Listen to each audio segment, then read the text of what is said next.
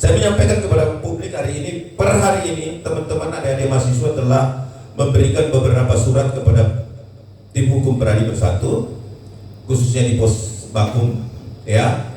Per hari ini mereka telah melakukan pengaduan-pengaduan. Ini seperti apa? Apakah kekosongan hukum ini akan terus seperti ini tanpa kejelasan berapa kali harusnya Prapit itu dilaksanakan? Apakah itu bisa dilakukan dari 9 item yang ada di Kuap Lama, di Kuap Baru? 9 item ini bisakah secara parsial?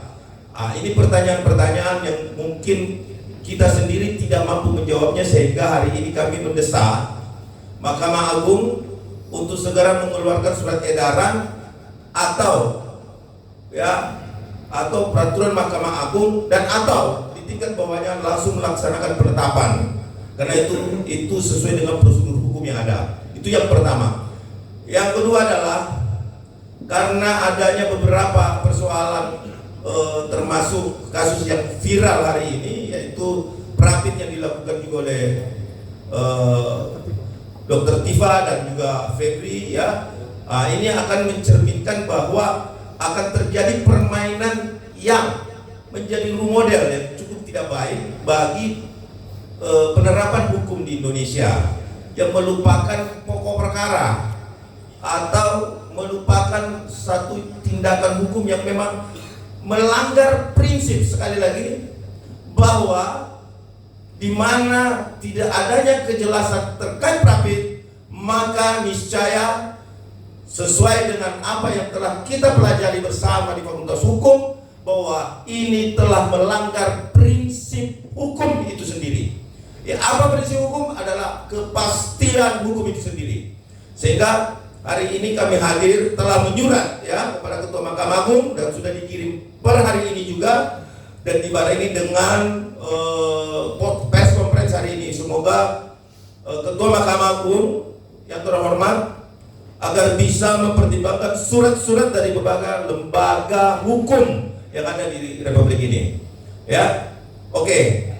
Untuk saat ini kita akan meminta satu-satu teman-teman untuk memberikan pendapat hukum, ya, masukannya terhadap pemerintah negara, karena sebagai benteng terakhir. Kita perlu diingat, ya teman-teman, bahwa Mahkamah Agung atau lembaga yudikatif adalah benteng terakhir penegakan hukum di Republik ini, yang tidak boleh dimain-mainkan ataupun dipermainkan sehingga menjadi tertawaan bangsa-bangsa lain.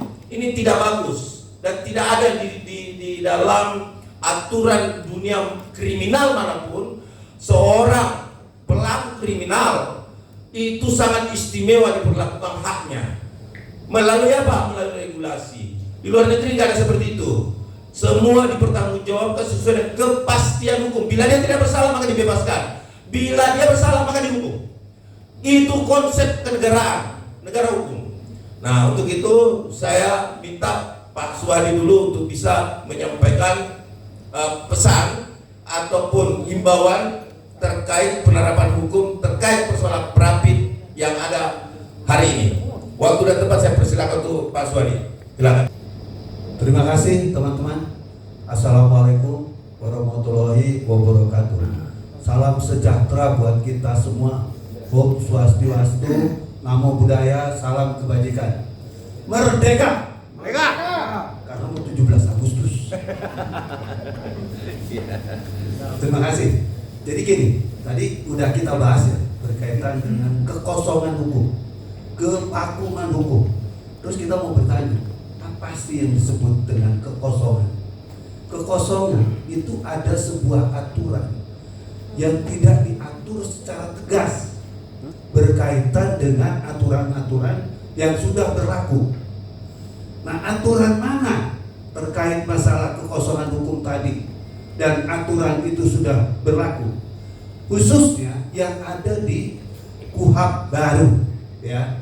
KUHP baru itu mengenai apa? Mengenai Prapit, peradilan yang diatur dalam pasal 158 sampai 164, ya. Itu pasal-pasalnya, di mana dalam pasal-pasal tersebut peradilan bisa dilakukan secara berulang-ulang.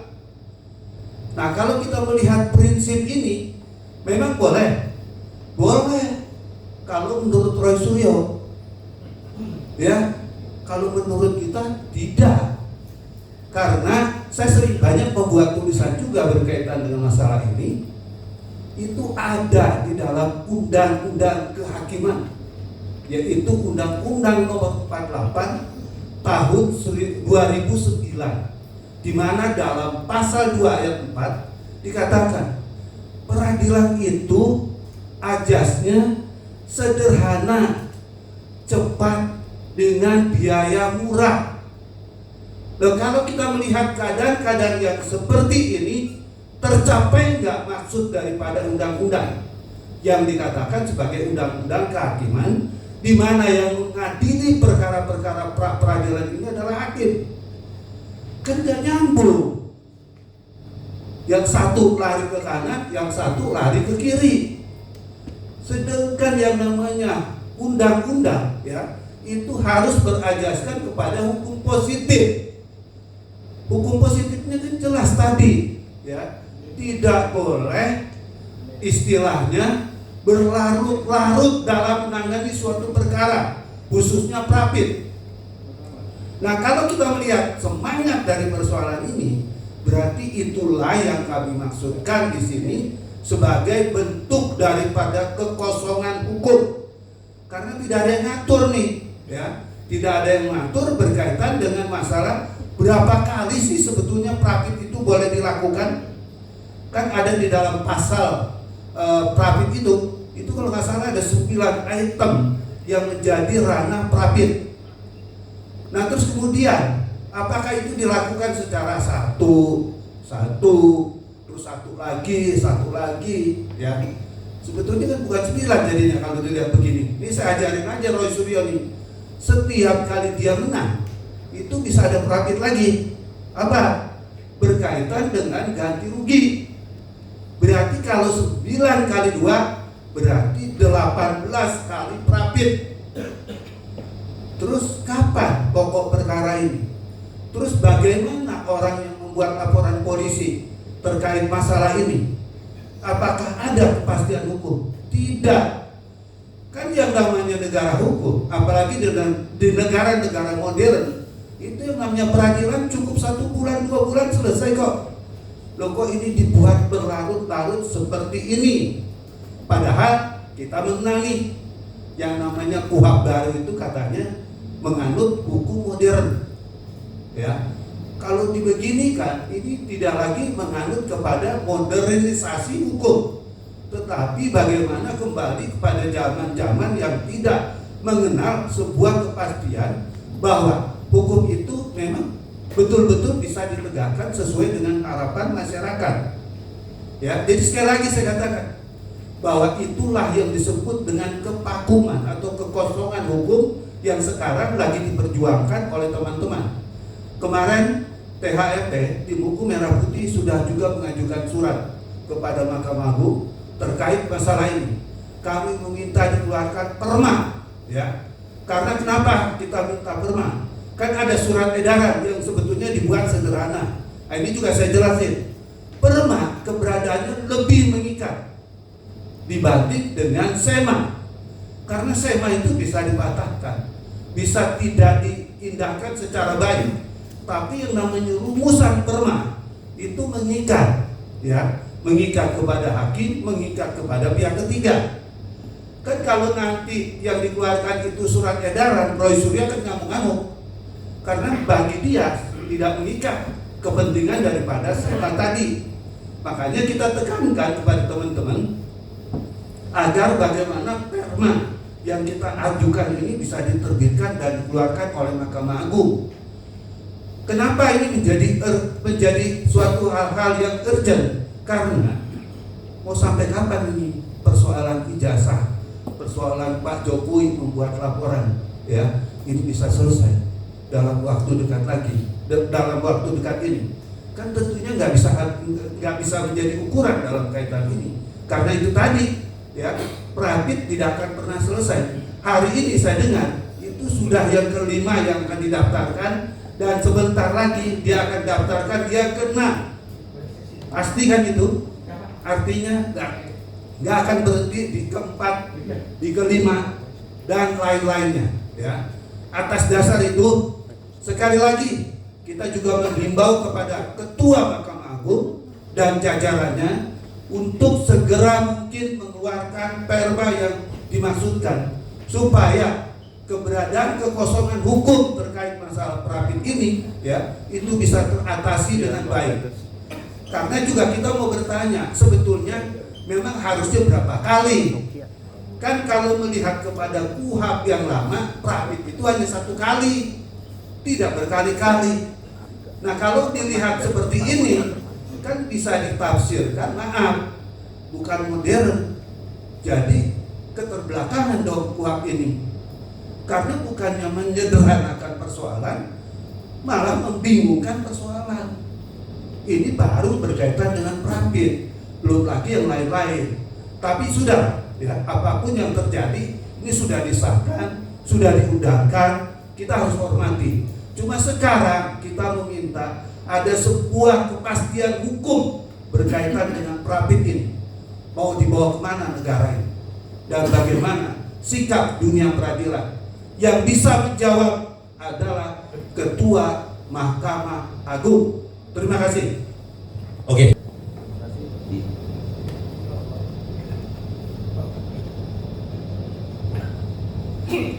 Assalamualaikum warahmatullahi wabarakatuh. Merdeka! Hidup relawan Jokowi! Hidup tim hukum Jokowi! Baik, ini semangatnya tidak pernah pudar. Inilah yang ditakutkan oleh roti. Karena tidak ada sedikit pun teman-teman relawan maupun tim hukum Jokowi untuk mundur dalam mengawal dan memonitor kasus yang sedang berjalan ini. Tapi hari ini tim hukum Jokowi bersama dengan relawan Jokowi hadir di sini untuk memberikan pernyataan sikap terkait dengan proses hukum di Pengadilan Negeri Jakarta Timur yang sudah tidak relevan dan ideal lagi dalam pelaksanaan penegakan hukum yang cepat, sederhana, dan biaya ringan. Kita ditontonkan dengan guyonan-guyonan, lawakan-lawakan, sirkus, dan berbagai hal lainnya terkait dengan penegakan hukum yang sedang diperjuangkan oleh Bapak Jokowi selaku Presiden ke-7 Republik Indonesia yang telah menjabat selama 2 periode dalam membangun Republik ini. Teman-teman yang kami banggakan dan kami hormati, ada beberapa poin yang menjadi catatan petisi ahli di dalam kasus yang sedang berjalan ini, sehingga kami menganggapnya adalah abuse of power dalam penegakan hukum.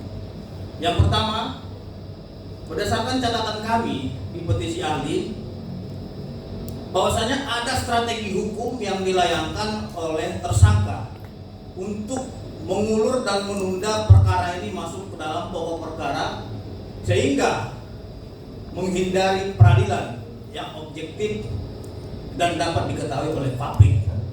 Catatan yang pertama adalah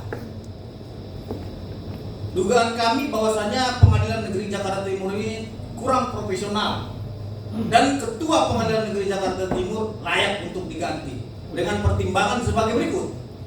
Yang pertama, Dr. Tipaujia yang bersangkutan itu seharusnya pembacaan dakwaan itu pada tanggal 6 Agustus 2026, pembacaan dakwaan yang baru, ya. Kemudian ia mengajukan pra peradilan, ya. Untuk pra peradilan pertama itu 12 Agustus 2026. Ini sangat aneh sekali ya, ketika pada tanggal 6 Agustus 2026 pembacaan dakwaan, Hakim Pengadilan Negeri Jakarta Timur dengan alasan sakit sehingga ditunda perkara tersebut menjadi 13 Agustus 2026. Ada apa penundaan ini? Apakah penundaan ini untuk melegalkan Tipaujia mengajukan pra peradilan sehingga pokok perkaranya ditunda? Jelas dong, karena pra peradilannya tanggal 12 Agustus. Seharusnya terlebih dahulu pembacaan dakwaan Tipe itu tanggal 6 Agustus. Nah kemudian ditunda pembacaan pembacaan dakwaan 13 Agustus. Berarti kalau ditunda jadi 13 Agustus, pra peradilan tiba duluan 12 Agustus. Ada apa ini? Dengan alasan kedinasan dan lain-lain, emang nggak ada lagi hakim di Pengadilan Negeri Jakarta Timur untuk menggantikan alasan ujian kedinasan hakim tunggal ini? Ini serius, ya. Jadi kita akan melihat apakah persidangan pembacaan dakwaan pada tanggal 13 Agustus 2026 ini ditunda karena ada gugatan pra peradilan yang diajukan oleh Dr. Tipa. Kalau mau fair, seharusnya tanggal 6 Agustus 2026 itu sudah pembacaan dakwaan. Kenapa mereka tunda nggak jadi pembacaan dakwaan? Maka dari itu kami menganggap, ya, hakim-hakim yang ada di Pengadilan Negeri Jakarta Timur harus dievaluasi oleh Bawas Mahkamah Agung Republik Indonesia. Kalau perlu copot. Jangan main-mainkan orang yang lagi berjuang dalam menegakkan hukum, gitu loh. Kemudian terkait dengan pra peradilannya Roy Suryo, di dalam pasal 163 ya KUHP, di situ ditegaskan bahwasanya proses pra peradilan itu diperiksa paling lama 7 hari. Paling lama 7 hari. Nah, kita bisa buka pasal 163 KUHP. Berdasarkan catatan yang kita peroleh, bahwasanya pra peradilan pertama Roy Suryo dimulai pada tanggal 29 Juni 2026 dan putusannya tanggal 7 Juli 2026, memakan waktu 8 hari. Sudah lewat 1 hari dari ketentuan KUHP. Kemudian pra peradilan kedua yang diajukan oleh Roy yaitu pada tanggal 10 Juli 2026 dan putusan tanggal 20 Juli 2026. Sudah 10 hari. Tidak 7 hari lagi. Kemudian pra peradilan ketiga, mereka kembali mengajukan pra peradilan ketiga dengan sidang pertama tanggal 27 Juli dan putusan 6 Agustus 2026. Berarti memakan waktu 10 hari. Jelas di dalam pasal 163 ya KUHP bahwasanya pra peradilan itu jangka waktu paling lama itu 7 hari harus diputuskan. Sehingga kami menilai ini hakim tunggal ya main-main ini terhadap ketentuan hukum acara pidana kita. Dan yang paling mengenaskan lagi, Ketua Pengadilan Negeri Jakarta Timur mengeluarkan surat kepada Kepala Kejaksaan Negeri Jakarta Selatan untuk menunda pokok perkaranya Roy Suryo. Apakah kita dipertontonkan seperti ini? Masyarakat belum tahu surat ini, tapi berdasarkan info intelijen petisi ahli, kita telah memperoleh surat itu, sehingga itu harus dilawan karena tidak sesuai dengan ketentuan hukum acara pidana. Lawan! Mereka! Lawan! Sekalian, kasus ini tendensius, bukan lagi kami lihat masuk ke dalam penegakan hukum yang murni. Akan tetapi telah dikotori dengan penegakan-penegakan dan permainan-permainan politik, dibumbui dengan rasa-rasa politik, sehingga esensi penegakan hukum ini compang-camping dalam menegakkan aturan. Saya tantang kepada mahasiswa yang ada di sini, apakah ada di dalam KUHP diatur, ya? Apakah ada dalam KUHP diatur bahwasanya pra peradilan itu bisa dilakukan sampai 2029? Karena kami menduga pra peradilan ini dilakukan sampai berkali-kali karena menunggu timeline untuk 2029 secara politik. Artinya Ketua Pengadilan Negeri Jakarta Timur tidak tegas dan tidak bisa mengambil sikap untuk memberikan keadilan kepada korban. Kami kira kalau memang Ketua Pengadilan Negeri Jakarta Timur tidak memiliki tendensi apapun, ya, dia harus bisa mengambil sikap dengan tegas, ya, dan melanjutkan pokok perkara, bukan malah menunda dakwaan yang seharusnya tanggal 6 Agustus dirubah lagi tanggal 13 Agustus, padahal sudah keluar penetapan sidang. peradilannya. Artinya dia mengamini pra peradilan yang dilakukan oleh TIPA. Bagaimana penegakan hukum kita seperti ini? Kalau seperti itu ditantang, kami kira ya tim hukum Jokowi dan relawan pendukung Jokowi bukan tidak bisa mengajukan pra peradilan. Kita juga bisa mengajukan ribuan pra peradilan. Apakah Pengadilan Negeri Jakarta Selatan mampu untuk menampung gugatan-gugatan yang akan dilayangkan? Kalau itu dilayangkan dan tiap hari akan diadili oleh Pengadilan Jakarta Timur. Tentu kita mendesak agar Pengadilan Negeri Jakarta Timur ya jangan main-main, ambil sikap tegas, segera adili pokok perkara tersebut karena ini sangat menciderai rasa keadilan dan tidak memiliki kepastian hukum. Karena hakikat daripada penegakan hukum adalah kepastian hukum. Maka dari itu, ya, Bapak Ibu sekalian, jangan pernah dikira tim hukum Jokowi ini karena melihat dagelan-dagelan seperti ini kita lantas diam. Tidak. Dalam waktu dekat tim hukum Jokowi bersama relawan pendukung Jokowi akan mendatangi Mahkamah Agung Republik Indonesia. Siap. Dan kalau perlu kita akan mengepung Mahkamah Agung Republik Indonesia dengan aksi 1 juta lilin bahwasanya penegakan hukum dipermainkan seperti ini.